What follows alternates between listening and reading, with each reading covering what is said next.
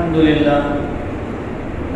لله نحمده ونستعينه ونستغفره ونؤمن به ونتوكل عليه ونعوذ بالله من شرور أنفسنا ومن سيئات أعمالنا من يهده الله فلا مضل له ومن يضلله فلا هادي له ونشهد أن لا إله إلا الله وحده لا شريك له ونشهد أن سيدنا ومولانا محمدا عبده ورسوله أما بعد فقد قال الله تبارك وتعالى في القرآن المجيد والفرقان الحميد فأعوذ بالله من الشيطان الرجيم بسم الله الرحمن الرحيم يا أيها الذين آمنوا اتقوا الله وقولوا قولا سديدا يصلح لكم أعمالكم ويغفر لكم ذنوبكم ومن يطع الله ورسوله فقد فاز فوزا عظيما صدق الله مولانا العظيم وقال النبي صلى الله عليه وسلم أكمل المؤمنين إيمانا أحسنهم خلقا أو كما قال عليه الصلاة والسلام اللهم صل على سيدنا ومولانا محمد وعلى آل سيدنا ومولانا محمد وبارك وسلم اللهم صل على سيدنا ومولانا محمد وعلى آل سيدنا ومولانا محمد وبارك وسلم اللهم صل على سيدنا ومولانا محمد وعلى آل سيدنا ومولانا محمد وبارك وسلم.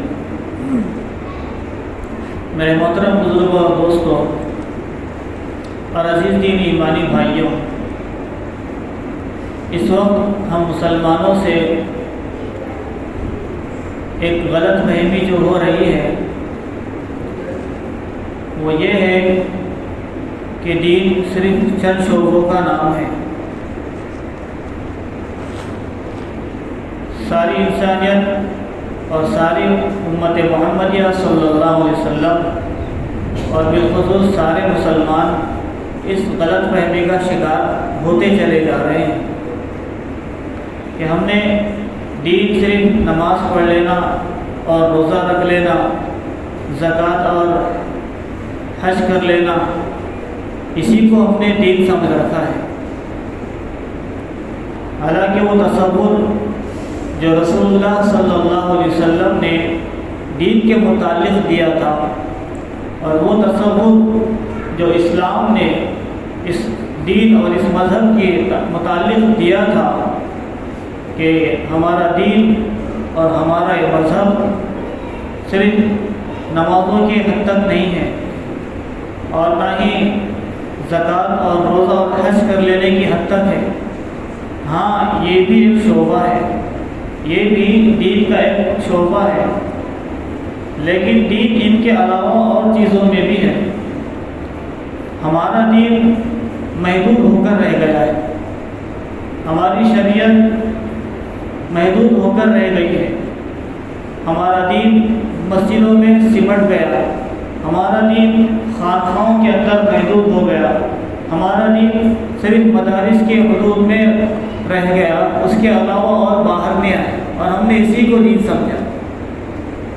حالانکہ دین اس کے علاوہ بھی ہے اور دنیا کے اور زندگی کے بہت سارے شعبوں میں دین ہمارے لیے کارگر ہے اور ہمارا رہنما ہے اور ہمارا رہبر ہے. دین صرف کعبۃ اللہ میں نہیں ہے اور دین صرف مدینہ منورہ میں نہیں ہے. آج ہماری صورتحال ہے کہ کعبۃ اللہ کا جو احاطہ ہے اسی کو دینداری سمجھی جاتی ہے، اسی کے حد تک، اور مدینہ منورہ جو ہے وہ جو مدینہ شہر ہے وہی دینداری سمجھی جاتی ہے. یہاں تک کہ اگر آپ مدینہ منورہ سے باہر چلے جائیں تو وہ بے حیائی کے اڈے کھل چکے ہیں اور وہ فحاشی کے اڈے کھل چکے ہیں جس کا ایک انسان تصور بھی نہیں کر سکتا کہ جہاں روضہ رسول پاک صلی اللہ علیہ وسلم ہو وہاں کے علاقے کی یہ صورتحال ہے. تو دین صرف چند شعبوں کے اندر سمٹ کر رہ گیا ہے. حالانکہ رسول اللہ صلی اللہ علیہ وسلم کی تعلیمات اس کے علاوہ بھی تھی. یہی وجہ ہے کہ ہمارا تعلیم کا شعبہ ارتداد جو آ رہا ہے آج تعلیمی لائن سے ہمارے اندرون میں آ رہا ہے۔ ارتداد کی جو ہوائیں آ رہی ہیں وہ تعلیمی شعبے کے اعتبار سے آ رہی ہے، یا پھر اس کے علاوہ بہت سارے ایسے شعبہ جات ہیں جن میں سے دین نکلتا چلا گیا، دین کی بالکل کوئی حیثیت ہی نہیں رہی۔ گزشتہ جمعے کے اندر نکاح کے متعلق بہت ساری باتیں عرض کی گئی تھی۔ نکاح کے موقع پر بھی ہم نے دین کو بالکل ایسے اڑا دیا گویا کہ دین کا اور نکاح کا کوئی تعلق ہی نہیں۔ نماز پڑھتے ہیں تو رسول اللہ صلی اللہ علیہ وسلم کی زندگی یاد آتی ہے، حج ادا کرتے ہیں تو اللہ کے رسول صلی اللہ علیہ وسلم کا طریقہ پوچھا جاتا ہے، زکوٰۃ دیتے تو اللہ کے رسول نے کیا طریقہ بتلایا تھا اس کی معلومات دی جاتی ہے، روزہ رکھا جاتا ہے تو اللہ کے رسول صلی اللہ علیہ وسلم کے روزے کے بارے میں کیا مسائل تھے اور کیا آپ کے احادیث ہے اس کو غور و فکر کیا جاتا ہے، دیکھا جاتا ہے۔ لیکن کبھی ایسا نہیں ہوتا کہ کوئی شخص نکاح کے موقع پر آ کر یہ پوچھتا ہو کہ مولانا صاحب یہ بتلائے کہ نکاح کے موقع پر یہ کرنا جائز ہے یا نہیں جائز ہے، یہ چیز لینا چاہیے یا نہیں لینا چاہیے، اور کیا چیز کرنے کی ہے اور کیا نہیں کرنے کی۔ چونکہ ہم نے اس کو دینداری سمجھا ہی نہیں، ہم نے تو اس کو ایک کھیل تماشا بنا کر رکھ دیا۔ رسول اللہ صلی اللہ علیہ وسلم نے نکاح کے موقع پر اور اس کے مطابق 3 باتیں بیان فرمائی جو گزشتہ جمعے میں آپ حضرات کے سامنے پیش کی گئی تھی۔ 3 مرحلے ہوتے ہیں کسی بھی شخص کے نکاح میں منسلک ہونے کے، رشتے ازدواج میں منسلک ہونے کے۔ ایک تو وہ مرحلہ ہوتا ہے جو نکاح سے پہلے کا ہوتا ہے، جب رشتہ ہو رہا ہوتا ہے اس وقت کا ایک مرحلہ ہوتا ہے، اور دوسرا ایک مرحلہ ہوتا ہے جو شادی کے موقع کا ہوتا ہے، نکاح کے موقع کا ہوتا ہے کہ اس وقت کیا رسم و رواجات ہے، کیا فارمیلٹیز ہے، کیا کرنا ہے اور کیا نہیں کرنا ہے، اس کے متعلق اللہ کے رسول صلی اللہ علیہ وسلم نے ہمیں کیا ہدایات بتلائی ہیں۔ اور ایک وہ مرحلہ آتا ہے جو نکاح کے بعد کا آتا ہے جسے ہم ازدواجی زندگی کہتے ہیں۔ جب میاں بیوی رشتے ازدواج میں قائم ہو جاتے ہیں تو پھر وہاں سے ایک نئی زندگی کی شروعات ہوتی ہے۔ ہمارا ذہن افسانوی بنا ہوا ہے، ہم سیریلوں کے دیکھنے کے عادی ہوئے ہیں، ہمیں فلموں کے دیکھنے کے ہم عادی ہوئے ہیں۔ فلموں کی صورتحال ہوتی ہے اور سیریلز کی صورتحال ہوتی ہے، اور اسی طریقے سے ناولوں کی اور کہانیوں کی یہ صورتحال ہوتی ہے کہ ہر کہانی اور ہر سیریل اور ہر فلم شادی کے اس پر جا کر اینڈ ہو جاتا ہے، آخر میں ڈیٹ ہو جاتا ہے کہ یہاں پر بات ختم ہوگی۔ حالانکہ اس کے بعد کی بھی زندگی ہے، شادی ہو جانا بس یہی کمال کی بات نہیں ہے، بلکہ یہاں سے نبھانا اور یہاں سے نبھتے چلے جانا یہ بھی زندگی کا ایک حصہ ہے اور بہت اہم حصہ ہے۔ رسول اللہ صلی اللہ علیہ وسلم نے بلکہ قرآن پاک کی آیتوں نے بہت ہی واضح انداز میں اس کو بیان فرمایا ہے۔ جیسے کہ گزشتہ جو میں بات آئی تھی کہ زکوٰۃ کا مسئلہ آتا ہے، قرآن کہتا ہے کہ زکوٰۃ ادا کرو، لیکن یہ نہیں کہتا ہے کہ کتنی دو، اس کے لیے احادیث کا سہارا لگتا ہے۔ قرآن کہتا ہے کہ نماز پڑھو، لیکن یہ نہیں بتاتا کہ کتنی رکعتیں اور کب پڑھنی، احادیث کا سہارا لگتا ہے۔ اور حج ادا کرو، لیکن اس کا طریقہ احادیث میں آپ کو ملتا ہے۔ لیکن نکاح ایک ایسا عنوان ہے، نکاح ایک ایسا موقع ہے کہ جس کو قرآن نے خود کھول کر اور واضح انداز میں بیان کرنا ہے۔ صاف انداز میں قرآن کریم کی آیتیں اٹھا کر دیکھ لو، زندگی گزارنے کے اصول ہمیں ملیں گے، معاشرت کے اور سوسائٹی کے اصول ہمیں قرآن کریم کے اندر ہی مل جائیں گے۔ اس کے علاوہ احادیث مبارکہ صلی اللہ علیہ وسلم بھی ہماری رہنمائی کے لیے بہت زیادہ ہے۔ کیا فرمایا گیا تھا کہ یا ایھا الناس اتقوا ربکم الذی خلقکم من نفس واحدہ، او لوگو ڈرو اس پروردگار سے جس نے تم کو پیدا کیا ایک ہی جان سے، ایک ہی نفس سے اللہ نے تمہیں بنایا ہے۔ مرد عورت کے اللہ نے جوڑے بنائے، کسی مرد کو کسی عورت پر فضیلت نہیں، کسی عورت کو کسی مرد پر فضیلت نہیں، کوئی کالا گورے پر فضیلت نہیں رکھتا اور نہ کوئی گورا کسی کالے پر فضیلت رکھتا ہے، کوئی اجمی کو عربی پر فضیلت نہیں کرنا ہے، اجمی کو عربی پر فضیلت ہے، اور نہ کسی عربی کو اجمی پر فضیلت ہے۔ ان اکرمکم عند اللہ اتقاکم، تمہارے نزدیک سب سے زیادہ اللہ کے نزدیک سب سے زیادہ معزز اور مکرم اور عزت کے لائق وہ ہے جو اللہ سے زیادہ ڈرنے والا۔ نکاح کے موقع پر ایسے ہی عنوان کی آیتیں پیش کی جاتی ہیں کہ اللہ کا تقوی اختیار کرو. یا ایھا الذین آمنوا اتقوا اللہ وقولوا قولا سدیدا. یا ایھا الذین آمنوا اتقوا اللہ حق تقاته، ایمان والو اللہ سے ڈرو، اللہ کا تقوی اختیار کرو جیسے کہ اسے ڈرنے کا حق ہے. تو یہاں یہ فرمایا گیا کہ یا ایھا الناس اتقوا ربکم الذی خلقکم من نفس واحدہ، جس نے تمہیں ایک ہی جان سے پیدا کیا. عورت اس کا اپنا ایک مقام ہے، مرد اس کا ایک اپنا مقام ہے. مرد اگر شوہر ہے تو اس کے اصول بتلا اسلام، عورت اگر بیوی بنتی ہے کسی کی تو اس کے اصول بتلا اسلام. کہ دونوں کے اپنے اپنے اصول ہیں. کہیں شوہر کو یہ اجازت نہیں کہ وہ کسی کمزور صنف پر اور عورت ذات پر ظلم کر کے ظالم بن جائے، اس کو اجازت نہیں ہے. اس کا بھی ایک اپنا مقام ہے، اس کی بھی ایک حیثیت ہے. اللہ کے رسول صلی اللہ علیہ وسلم نے ارشاد فرمایا ہے. اور پھر جب تم جوڑے بن جاؤ اور جب تمہارے جوڑے وجود میں آ جائے اور جب تم رشتے اس زواج میں منسلک ہو جاؤ اور نکاح ہو جائے تو پھر قرآن آگے بڑھ کر کہتا ہے، کیا کہتا ہے کہ ہن لباس لکم وانتم لباس لہن. بیویوں سے کہا کہ تم اپنے شوہروں کا لباس ہو اور شوہروں سے کہا کہ تم اپنی بیویوں کا لباس ہو. ایک دوسرے کو لباس سے تشبیہ دی قرآن کریم. لباس سے کیوں لباس کہا کہ تم لباس ہو. لباس بیوی شوہر کا لباس ہے اور شوہر بیوی کا لباس ہے. کیوں کہا لباس؟ ذرا غور تو کرے، تھوڑا سا تدبر کرے تو ہمیں اسی آیت کے اندر صاف واضح ہو جاتا ہے کہ اللہ نے مرد کو لباس کہا بیوی کا اور بیوی کو لباس کہا شوہر کا. اس کی وجہ کیا ہے؟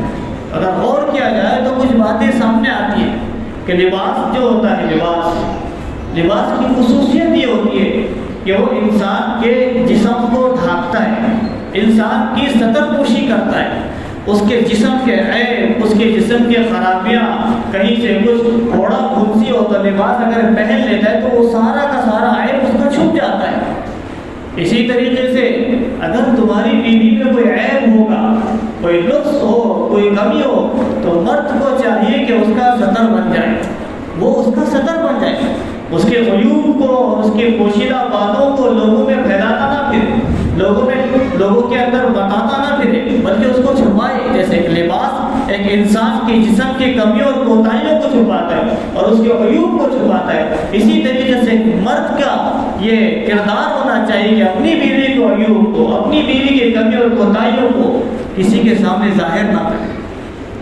اور اسی طریقے سے بیویوں سے کہا گیا کہ تم اپنے شوہروں کا لباس ہو.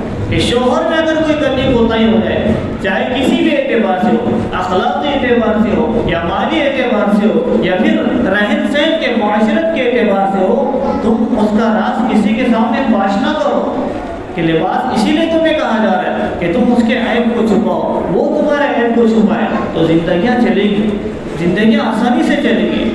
پھر لباس جو ہوتا ہے، لباس کے اندر کوئی چیز کسی ذرے کو برداشت نہیں کر سکتی. مثال کے طور پر ہم نے لباس پہن لیا، اندر اگر چونٹی چلی جائے یا کوئی ٹپکا چلا جائے تو انسان کا جسم اسے برداشت نہیں کرتا، وہ بے چین ہو جاتا ہے، وہ مینٹلی طور پر پریشان ہوتا ہے، ذہنی طور پر تھوڑا سا سکون نہیں پاتا ہو کہ بھائی اندر چونٹی چلی گئی ہے، کوئی کنکر میرے جسم میں آ گیا، لباس اور بدن کے درمیان آ گیا، تو جب تک اسے نکال کر نہ پھینک دے اسے سکون نہیں آتا. اسی طریقے سے تم میاں بیوی ایک دوسرے کا لباس ہو، ایک دوسرے کا لباس ہو. تو شریعت یہ کہہ رہی ہے، قرآن یہ کہہ رہا ہے کہ تم اپنے معاملات کے اندر کسی کو انٹرفیئر نہ کرے. کوئی تمہارے معاملات میں، معاشرتی زندگی کے اندر اور تمہاری اس ازدواجی زندگی کے اندر کوئی تیسرا شخص نہ آنے پائے. یاد رکھنا، اگر بیوی اپنی ماں کو دخل اندازی کرنے کی کوشش کرے گی تو خاندان برباد ہو جائے گا. اور نہ شوہر کو ضرورت اس بات کی کہ اپنی ماں کو اندر انٹرفیئر کروائے، کہ اپنے معاملات کو اپنے ہی اندر ہینڈل کرے، اپنے ہی کمرے کے اندر، اپنے ہی کمرے کے حدود میں رہتے ہوئے اس کو سنوارنے کی کوشش کرے. اگر کوئی لڑکی، اگر کوئی بیوی اپنی ماں کو انٹرفیئر کرتی ہے یا اس کو مداخلت کی اجازت دیتی ہے، یا کوئی شوہر اپنی ماں اور باپ کو اجازت دیتا ہے کہ تم بھی ہمارے معاملات میں آ سکتے ہو، دخل اندازی کر سکتے ہو، تو پھر یہ ازدواجی زندگی کے اندر سے سکون غائب ہو جاتا ہے. بے سکونی، بے سر و سامانی کی زندگی لوگوں کی ہوتی ہے. تو جیسے ایک لباس کی خصوصیت ہوتی ہے کہ اپنے اندر وہ کوئی طبقے کو برداشت نہیں کرتا، کوئی تیسری چیز برداشت نہیں کرتا، ایسے میاں بیوی کی خصوصیات ہونی چاہیے کہ وہ کوئی تیسرا شخص اپنے اندر برداشت ہی نہ کرے. ہاں اگر مائیں ویسی ہوتی، اگر ایسی مائیں ہوتی تو ضرور اس بات کی اجازت ہوتی کہ ٹھیک ہے تم اپنے بچی کے سمجھانے میں دخل اندازی کر سکتے ہو، تم اپنے بیٹے کو سمجھا سکتے ہو. لیکن آج کی ماں ویسی ہے نہ آج کی بیٹیاں ویسی ہیں. آج کی ماؤں کی صورتحال خراب ہے اور اسی طریقے سے نہ بیٹیوں کی صورتحال سدھی ہے. سارا معاشرے کا بگاڑ اور سکون غارت ہو چکا ہے. تو لہٰذا انٹرفیئر کرنے کی کسی کو اجازت نہیں. آپ اپنے معاملات کو اپنے اندرون کے اندر ہینڈل کر سکتے ہیں. رسول اللہ صلی اللہ علیہ وسلم کی زندگیاں ہیں، صحابہ کرام کی زندگیاں ہیں، صحابیات کی زندگیاں ہیں، ہمیں اس سے سبق لینا چاہیے. پھر کہا کہ لباس کی جو خصوصیت ہوتی ہے، لباس زینت کے لیے اختیار کیا جاتا ہے. کہ لباس انسان کی خوبصورتی کے اندر اور اضافہ کرتا ہے کہ جتنا اچھا لباس ایک مرد اور ایک عورت پہنتی ہے تو ان کی خوبصورتی میں اور ان کے قلب و قالب کے اندر ایک عجیب کشمکش ہوتی ہے اور اس کی ایک عجیب صورتحال بن جاتی ہے. تو اسی طریقے سے بیویاں اپنے مردوں کی زینت ہیں اور شوہر اپنے بیویوں کی زینت ہیں. دونوں کو ایک دوسرے کے لیے سجنا اور سنورنا چاہیے. لیکن آج کے ہمارے معاشرے کی یہ صورتحال ہے کہ بجائے بیوی اپنے شوہر کے سامنے سجتی اور سنورتی اور بن سنور کر آتی، ان کی یہ صورتحال بنی ہوئی کہ کہیں باہر گھومنے جا رہی ہو یا کسی کے پروگرام اور فنکشن میں جا رہی ہو تو اس وقت وہ سارے میک اپ استعمال کر لیتی ہو اور اپنے آپ کو اتنا سنوار لیتی ہے کہ اس کی انتہا نہیں ہوتی. اور پھر یہ صورتحال ہوتی ہے کہ وہ غیر مردوں کے لیے سنورنا شروع ہو جاتی ہے اور مرد غیر عورتوں کے لیے سنورنا شروع ہو جاتے ہیں.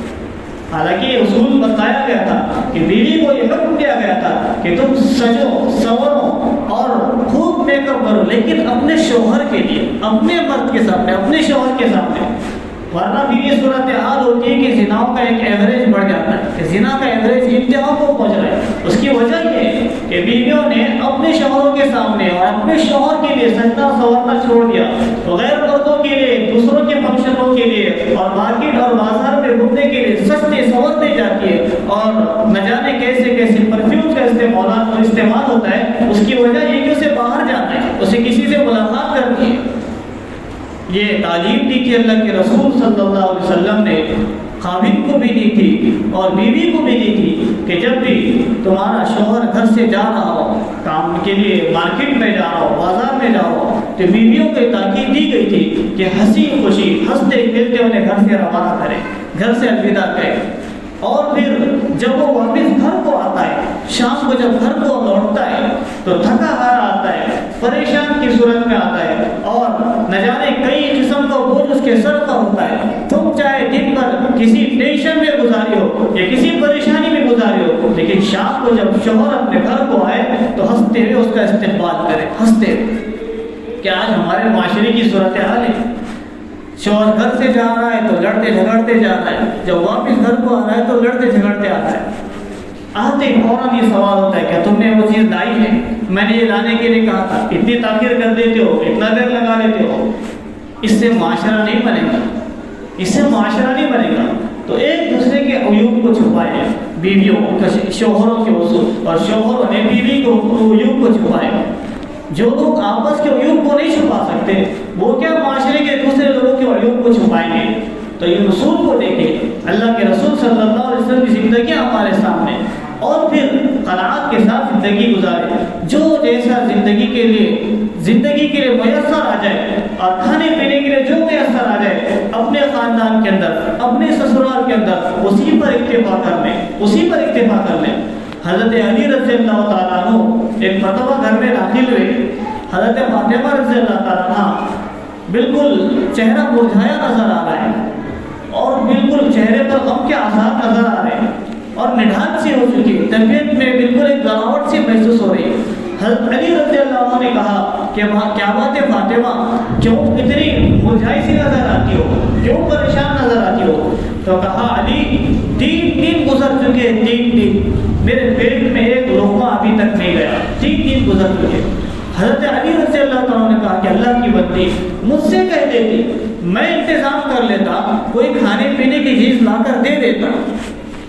فاطمہ نے کہا کہ علی، میں جب گھر سے رخصت ہو رہی تھی تو محمد رسول اللہ صلی اللہ علیہ وسلم نے مجھے یہ نصیحت کی تھی کہ بیٹا علی جو کھانے کے لیے دے اسے کھا لینا، اور کبھی نہ دے تو کبھی مطالبہ مت کرنا، کبھی مطالبہ مت کرنا، جس حال میں زندگی گزار لینا۔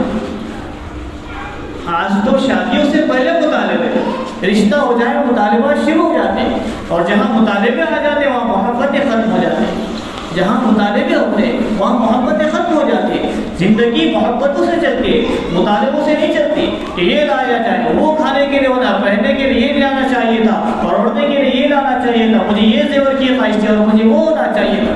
فلاں قسم کے مطالبے اور ہزاروں قسم کے مطالبات آج عورتیں اپنے خاوندوں سے کرتی ہیں۔ حالانکہ یہ اصول بتلایا گیا کہ اگر شوہر کی کیپیسٹی ہے تو اس کے اعتبار سے مطالبہ کرنا چاہیے۔ وہ 1000 روپے کماتا ہے اور 10,000 کا مطالبہ کیا جاتا ہے، وہ 10,000 کماتا ہے اور لاکھ روپے کا مطالبہ کیا جاتا ہے۔ یہ انسانیت نہیں میرے ساتھ، یہ معاشرت نہیں ہے۔ دونوں کے حقوق اللہ کے رسول صلی اللہ علیہ وسلم نے بتلائے۔ شوہر کو بتلایا کہ بیوی کے کیا حقوق ہے، بیوی کو بتلایا گیا۔ اللہ کے رسول صلی اللہ علیہ وسلم کہہ رہے کہ اگر اللہ کے بعد کسی کو سجدہ کرنے کا میں حکم دیتا تو میں بیوی کو حکم دیتا کہ وہ اپنے شوہر کو سجدہ کرے، اپنے شوہر کو سجدہ کرے۔ آئیے پھر اللہ کے رسول صلی اللہ علیہ وسلم کی زندگی کو دیکھیں کہ آپ نے کس طریقے سے اپنے صحابہ کو اور امت کو اور معاشرت کو زندگی گزار کے بتلایا ہے۔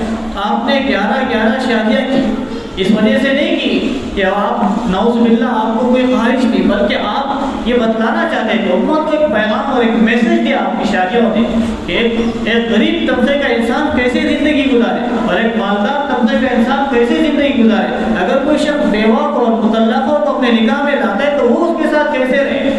اللہ کے رسول صلی اللہ علیہ وسلم نے یہ معاشرت ہمیں سکھائی ہے، حسن معاشرت ہمیں بتایا ہے۔ حضور اکرم صلی اللہ علیہ وسلم ایک مرتبہ دیکھیں کہ ایک مداری کھیل بتا رہا تھا، حبشہ کے لوگ کھیل بتایا کرتے تھے۔ حضرت عائشہ رضی اللہ تعالیٰ عنہ سے حضور نے کہا کہ عائشہ کیا تم وہ کھیل دیکھنا چاہتی ہو؟ کہا کہ یا رسول اللہ میں دیکھنا چاہتی ہوں۔ اللہ کے رسول نے اسے ہاتھ میں پردہ لیا اور پردے کے آڑ میں اللہ کے رسول کھڑے ہوئے۔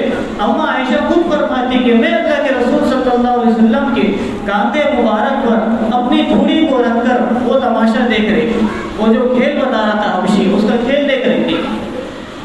اللہ کے رسول صلی اللہ علیہ وسلم کبھی اس پیر پر کبھی اس پیر پر، کبھی یہ پیر تھک جاتا ہے تو اس پیر پر آپ وزن ڈالتے اور اما عائشہ سے پوچھتے کہ عائشہ کیا بس کرو یا اور دیکھنا ہے؟ کہا کہ نہیں مجھے اور دیکھنا ہے۔ عائشہ یہ نہیں چاہتی تھی کہ خدا کی قسم مجھے گاڑوڑے کا کھیل دیکھنا ہے، میں یہ نہیں چاہتی تھی کہ میں حبشی کا غلام کا کھیل دیکھوں، میں یہ چاہ رہی تھی کہ محمد رسول اللہ صلی اللہ علیہ وسلم کتنی دیر میری محبت میں یہاں کھڑے ہوتے، کتنی دیر کھڑے ہوتے، اچھا خاصا وقفہ گزر جانا اور آپ کے پیر تکلیف محسوس کر رہے ہیں تو آپ کبھی اس پیر پر ہوتے تو کبھی اس پیر پر ہوتے۔ یہ زندگیاں ہیں کہ کیسے زندگی گزارا جائے۔ اللہ کے رسول صلی اللہ علیہ وسلم نے کہا کہ عائشہ تمہیں پتہ ہے تم ناراض ہوتی ہو اور خوش ہوتی ہو تو میرے ساتھ کیسے معاملہ کرتی ہو؟ کہا کہ رسول اللہ میں نہیں جانتی ہوں۔ کہا کہ میں جانتا ہوں۔ کہا کہ آپ بتائیں میں کب ناراض ہوتی ہوں اور کب خوش ہوتی ہوں؟ کہا کہ جب تم ناراض ہوتی ہو مجھ سے، جب بھی تم مجھ سے ناراض ہوتی ہو تو کہتی کہ رب ابراہیم کے رب کی قسم، ابراہیم علیہ السلام کے رب کی قسم، اور جب تم مجھ سے خوش ہوتی ہو تو کہتی ہو کہ رب محمد کے رب کی قسم۔ میں سمجھ جاتا ہوں کہ آج عائشہ مجھ سے خوش ہے، میں سمجھ جاتا ہوں کہ آج عائشہ مجھ سے ناراض ہے۔ کہا کہ یا رسول اللہ صلی اللہ علیہ وسلم خدا کی قسم میں ناراض ہوتی ہوں تو ابراہیم کے رب کا نام لیتی ہوں اور خوش ہوتی ہوں تو تمہارے رب کے نام لیتی ہوں، تمہارے ساتھ رب کے نام کو منسلک کرتی ہوں، لیکن یاد رکھنا محبت میں کبھی کمی نہیں آتی، محبت میں کمی نہیں آنے دیتی، محبت ہمیشہ ویسے ہی باقی رہتی۔ یہ زندگیاں تھی اللہ کے رسول صلی اللہ علیہ وسلم کے اپنے ازواج کے ساتھ، ازواج مطہرات کے ساتھ۔ ایک مرتبہ گھر پر تشریف لائے، حضرت عائشہ رضی اللہ عنہا فرماتی ہے کہ میں نے گھر میں سرید بنوا کر لایا یا کوئی حلوہ بنا کر لایا، کوئی میٹھا بنا کر لایا تھا۔ حضرت سودا رضی اللہ تعالیٰ عنہا گھر پر بیٹھی ہوئی تھی، اللہ کے رسول صلی اللہ علیہ وسلم بھی وہاں تشریف فرماتے. حضرت عائشہ رضی اللہ عنہا نے کہا کہ سودا یہ لو تھوڑا سا حلوہ کھا لو, میٹھا کھا لو.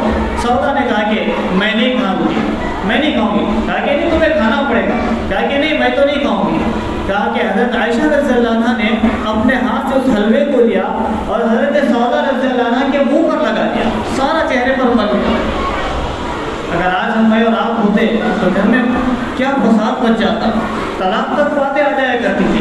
حضرت سودا رضی اللہ عنہا ایسے ہاتھ باندھ کر بیٹھی ہوئی, ناراض تھی, کوئی فکروں میں تھی. اللہ کے رسول نے کہا کہ سودا ہاتھ ہٹاؤ, تھوڑا سا ایسے بیٹھ جاؤ. اللہ کے رسول صلی اللہ علیہ وسلم نے سودا کے ہاتھ کو پکڑا اور سودا کے ہاتھ کو حلوے میں لیا اور حلوے سے حضرت عائشہ رضی اللہ عنہ کے چہرے پر مل گیا اور کہا کہ لو بدلا ہو گیا, یہ لو بدلا ہو گیا. تو دیکھا کہ حضرت عمر رضی اللہ عنہ ادھر سے آ رہا ہے. ابھی چلو چلو عمر آ رہے, جلدی جاؤ, منہ دھو دو, صاف کرو. یہ زندگیاں ہیں, کیسی زندگی گزارے. محمد رسول اللہ صلی اللہ علیہ وسلم کے گھرانے کی صورت حال ہے. ایک مرتبہ اللہ کے رسول صلی اللہ علیہ وسلم حضرت میمونہ رضی اللہ عنہا کے مکان پر تھے, ان کی باری تھی, ان کے مکان کی باری تھی. حضرت میمونہ رضی اللہ عنہا کے پاس سے اٹھ کر پیشاب کی ضرورت محسوس ہوئی, طہارت کا تقاضا تھا, آپ اٹھ کر گئے. حضرت میمونہ کو کچھ آواز سے سنائی دی تو میمونہ رضی اللہ عنہا نے دیکھا کہ اللہ کے رسول باہر گئے, دروازہ بند کر کر گئے, بیٹھ کر گئے. حضرت میمونہ نے یہ سوچا کہ اللہ کے رسول شاید کسی اور بیوی کے پاس گئے ہوں, حالانکہ آج میری باری ہے, میرے پاس آپ کو ہونا چاہیے تھا. انہوں نے اندر سے دروازہ لگا دیا, اندر سے کیواڑ لگا دیا. اللہ کے رسول صلی اللہ علیہ وسلم تقاضے سے واپس آئے, طہارت کے تقاضے سے گئے تو واپس آئے تو کھولا تو دروازہ لگا ہوا ہے اندر سے. کہا کہ میمونہ دروازہ کھولو. کہا کہ نہیں, آج تو دروازہ نہیں کھولنا ہے. کہا کہ کیوں نہیں کھولتے ہو؟ کہا کہ مجھے پتا ہے تم کہاں سے آ گئے ہو. تم کہاں سے آ گئے ہو؟ تم فلاں کے پاس گئے تھے, تم عائشہ کے پاس گئے تھے, میں جانتی ہوں. کہا کہ عائشہ میمونہ انی حامل, مجھے پیشاب کی ضرورت محسوس ہو رہی تھی, مجھے شدت سے طہارت کا تقاضا تھا, اس لیے میں اٹھ کر گیا تھا. کہا کہ نہیں, آپ ایسی بات کہہ رہے ہو, میں جانتی ہوں آپ کہاں سے آ رہے ہو. کون ہے, کس کی بیوی؟ محمد رسول اللہ صلی اللہ علیہ وسلم کی بیوی, جس کے صدقے طفیل میں ساری کائنات کو بنایا گیا, جس کی قسم اللہ اٹھا رہا ہو اور جس کی قدم قرآن اٹھا رہا ہو, اس کے ساتھ ان کی بیویوں کا یہ معاملہ ہے. تو آج ہمارے ساتھ بھی ایسے حالات ہوتے ہیں, لیکن یہ نہیں کہ بس سر پر چڑھ کر بیٹھ جایا جائے اور اس کے ساتھ ظلم کی انتہا کی جائے. رسول اللہ صلی اللہ علیہ وسلم کی زندگی سے ہمیں سبق لینا چاہیے. آپ دروازہ کھولنے کے لیے کہہ رہے ہیں, میمونہ کرے کہ نہیں کھولو گی دروازہ, تم فلاں کے پاس سے آ رہے ہو. اللہ کے رسول نے کہا کہ میمونہ انی رسول اللہ, میں اللہ کا رسول ہوں, میں تیرے ساتھ خیانت کیسے کر سکتا ہوں. تو حضرت میمونہ کے ذہن میں آئے کہ ہاں آپ تو اللہ کے رسول ہیں, آپ میرے ساتھ خیانت نہیں کر سکتے. تو لہٰذا پھر اندر بلایا اور دروازہ کھولا. میرے عزیز ساتھیوں, ایڈجسٹمنٹ کرنے سے زندگیاں چلتی ہے, برداشت کرنے سے زندگیاں چلتی ہے.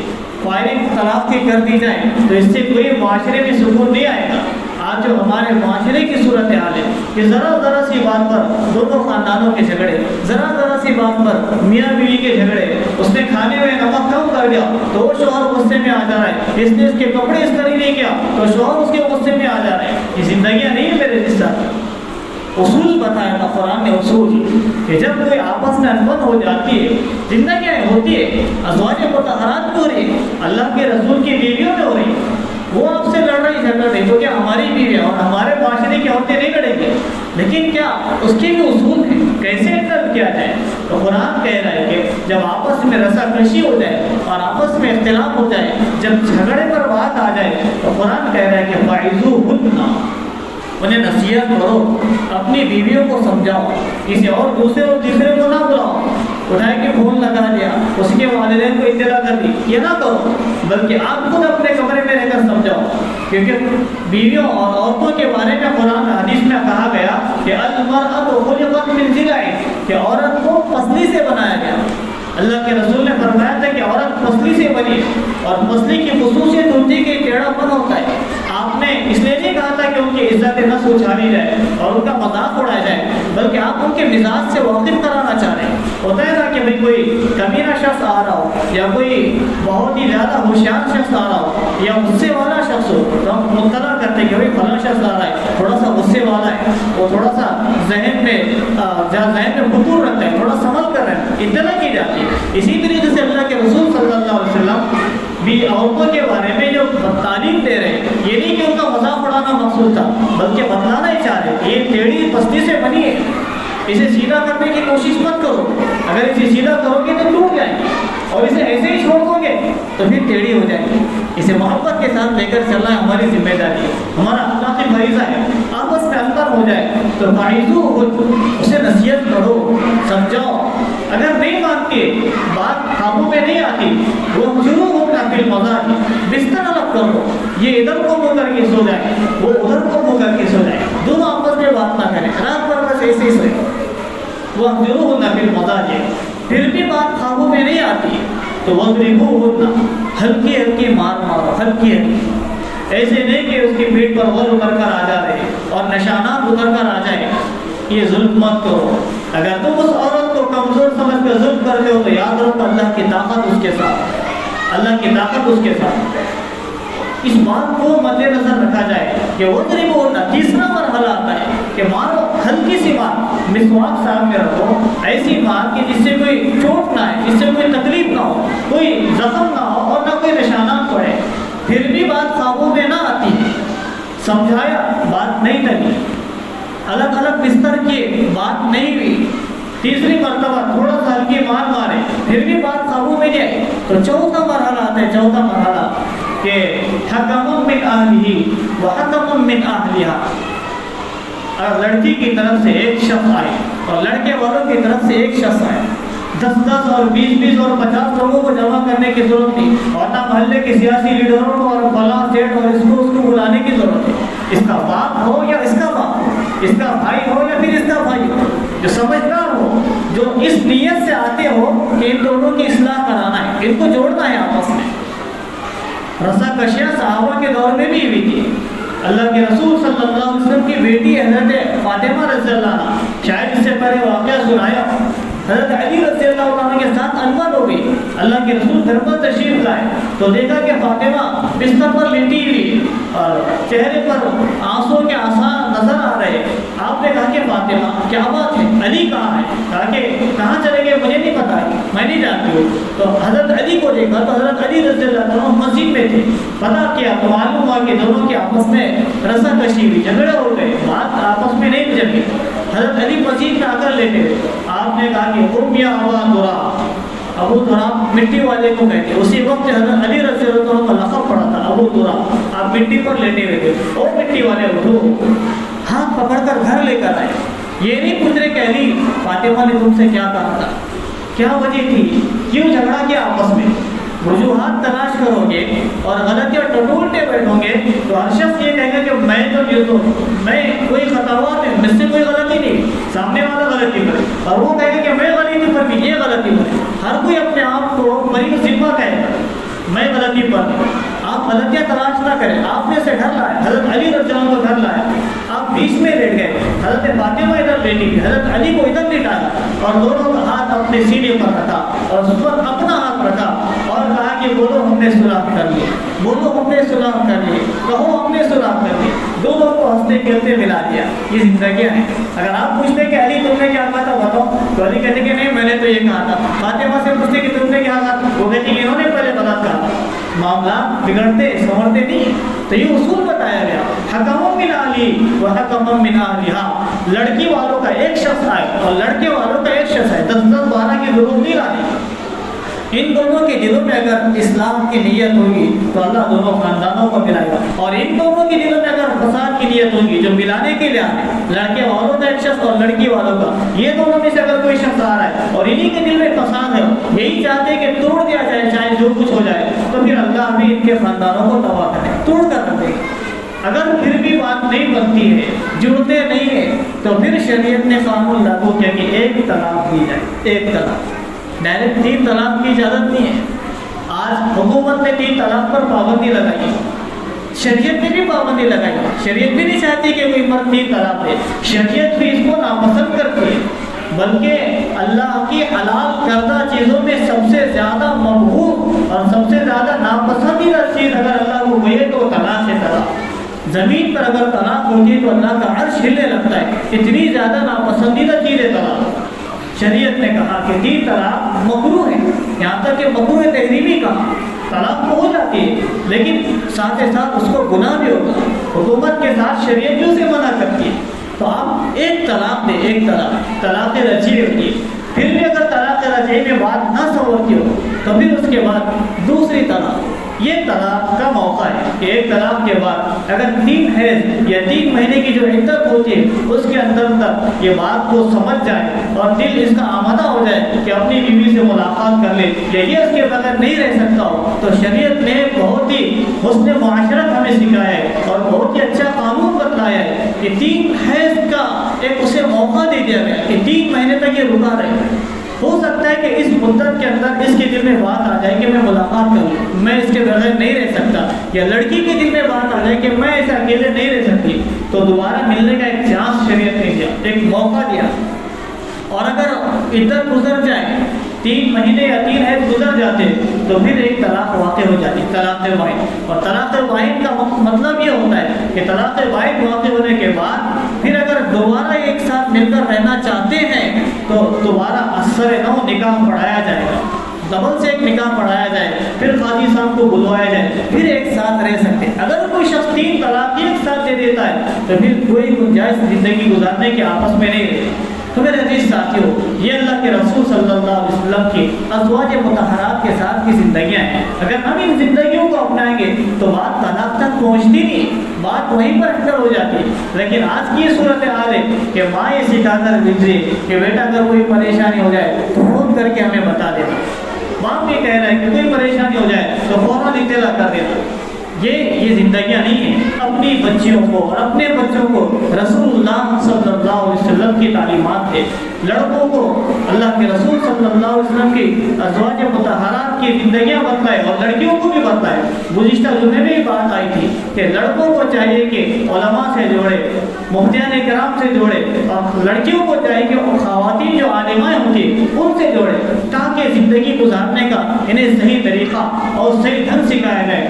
آج جو ہمارے معاملات جو کورٹ تک پہنچتے، عدالتوں تک پہنچ رہے، وہ ہمارے کمرے کے اندر ہی محدود رہ جائیں گے، ہمارے کمرے کے اندر ہی محدود رہ جائیں گے۔ اللہ تعالیٰ ہم سب کو سیرت رسول پاک صلی اللہ علیہ وسلم کو اپنانے کی توفیق عطا فرمائے اور اسی کے مطابق زندگیاں گزارنے کی توفیق عطا فرمائے۔ اور پھر دوسری گزارش یہ ہے کہ جب بھی ایسے کوئی حالات پیش آتے ہیں طلاق کے، خلا کے، تو اللہ کے واسطے کورٹ کے دروازے